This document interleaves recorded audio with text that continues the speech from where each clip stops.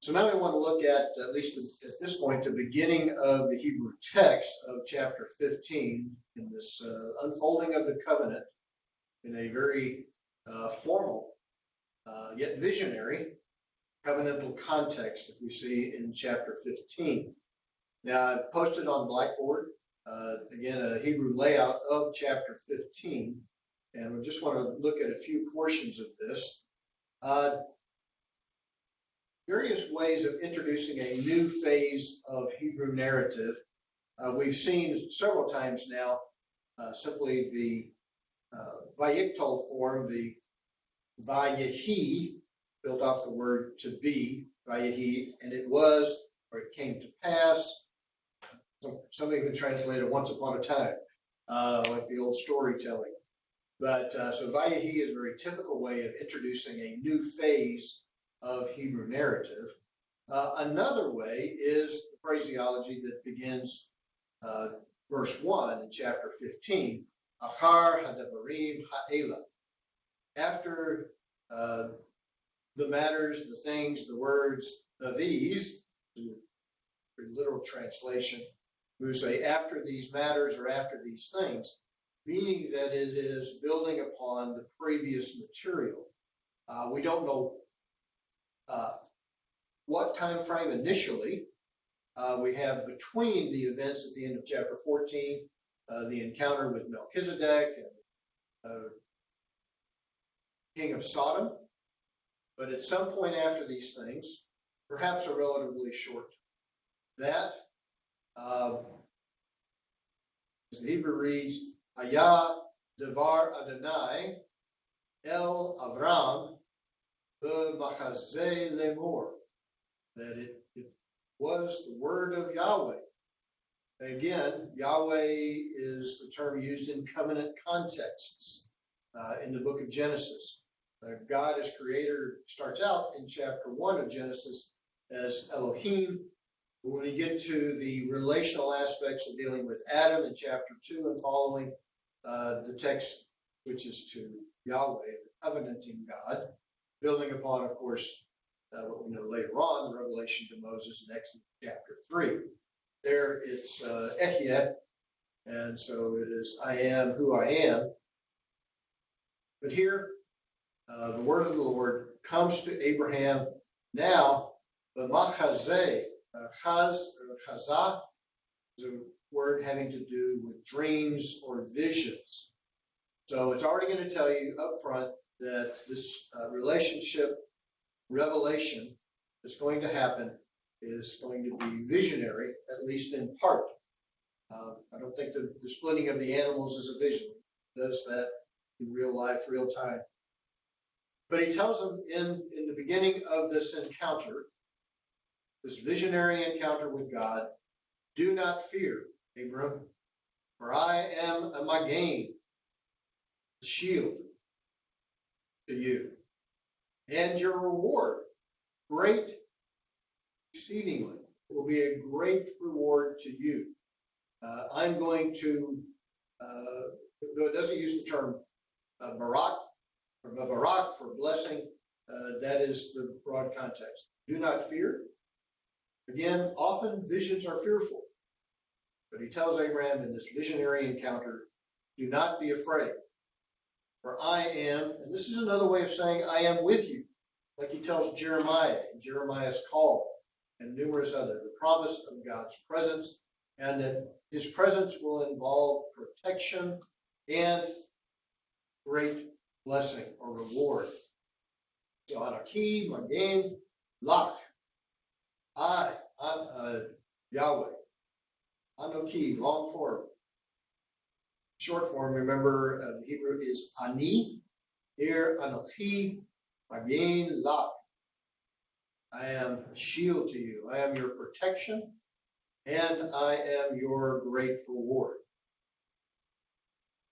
Then we have the first aspect of this as it unfolds, that Abram then said, Adonai Yahweh, Lord Yahweh, what will you give to me? Ma tetain li. It says, I am walking Ari.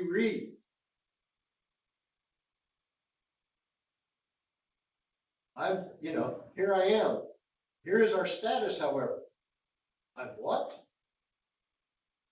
I'm not seeing the full blessing. Rather, I seem to be a ruler.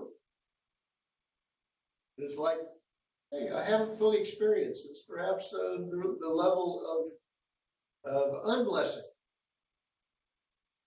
concept of barrenness and being accursed and not seeing the fullness of God's blessing.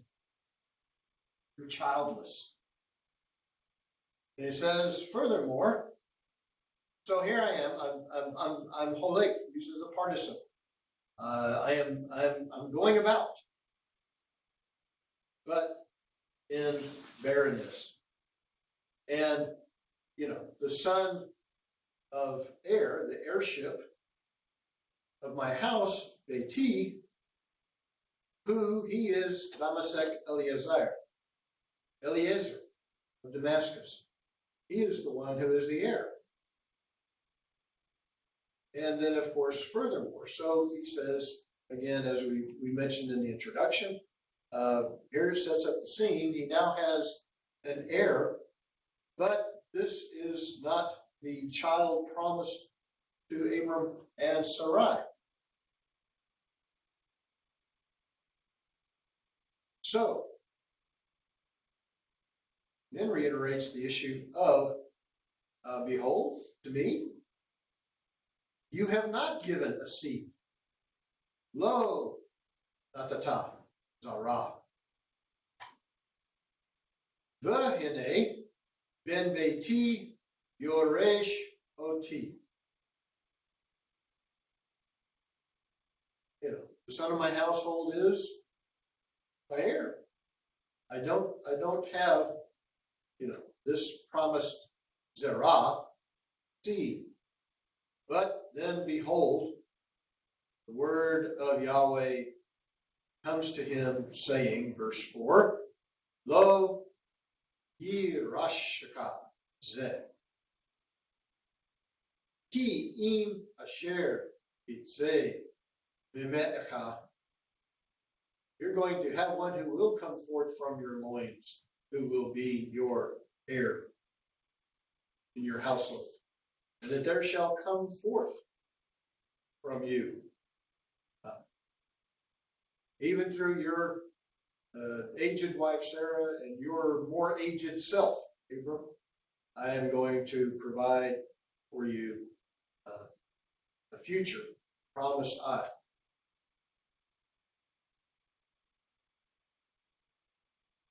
That is reiterated again in verse 5. So, brings him outside. So, perhaps as starts out with a vision within his tent, Lord brings him outside, Yotzeh, by Yotzeh, Ahithophel form, brings him out. So to go out is in the Tal of Yatzah, and the Ahithophel to cause to go out is to bring out into the outside, and says, Avetna, Hashemayim, behold, take a good discerning look, built off the term of but to observe closely the heavens, and Sippor HaKochavim, number the stars as if because Im Kal Sephirah. It's really impossible.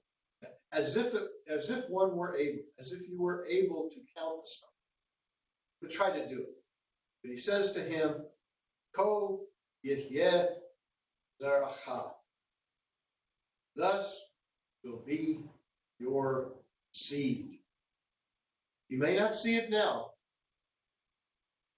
but Abram, I promised trust in my faithfulness, he's saying. I will indeed enable you and Sarah to bring forth seed. So a famous text, and of course in the New Testament, several locations. Amin Adonai. He believed, trusted. Paul emphasizes the aspect of fully trusting, the full expression of Abram's faith in Yahweh. And it was reckoned or credited to him as tzedakah, great term of righteousness. Yak Sheveha was counted, credited, reckoned to his account. Now he has expressed his confidence in Yahweh. Yahweh has promised an heir come forth. So now that essential to the growing faith of Abraham is set forth. Believing God, foundation for righteousness. A very, very New Testament concept.